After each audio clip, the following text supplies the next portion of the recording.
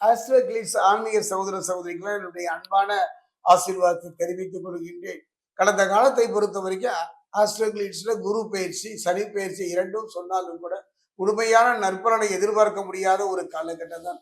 கிரகங்கள் பயிற்சி ஆகின்றதை விட எங்கள் வாழ்க்கையில எந்த மாற்றமும் பயிற்சியோ இல்லையே என்று கலங்கி இருப்பதைத்தான் பார்க்கின்றோம். நிறைய ஏமாற்றங்கள், நிறைய துரோகங்கள், அத்தனையும் சந்தித்து தடுமாறித்தான் போய்விட்டீர்கள். கவலையே பட வேண்டாம்.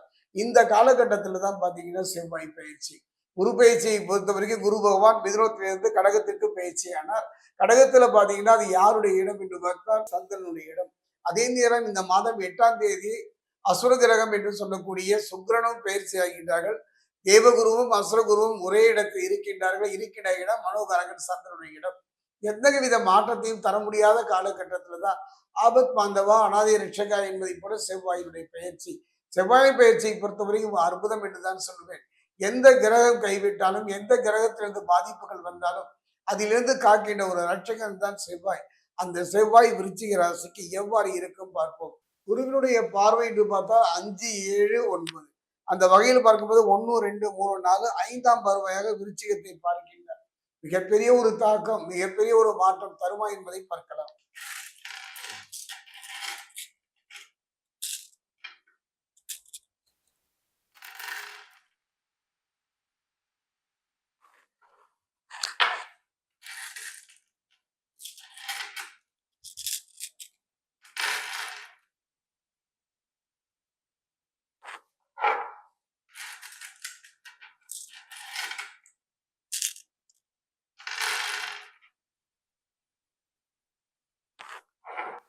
விருச்சிக ராசி அன்பர்களே, அருமையான சந்தர்ப்பம்.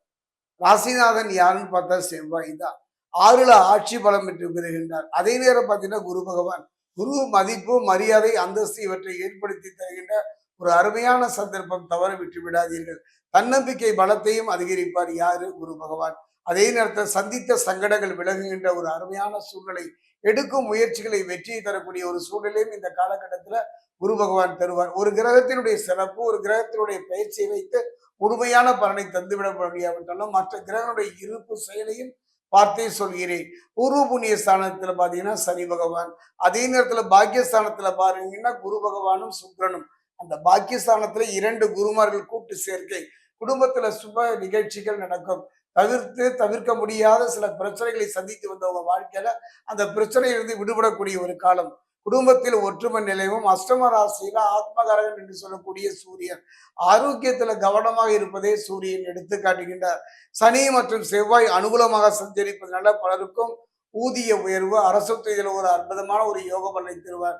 கவனமாக இருந்து விடுங்கள். திண்ணை எப்போ காலியாகும் என்று சத்துருக்கள் காத்திருக்கின்றார்கள். பேசுகின்ற பேச்சில கவனமாக இருந்து விட்டாலே போதும்.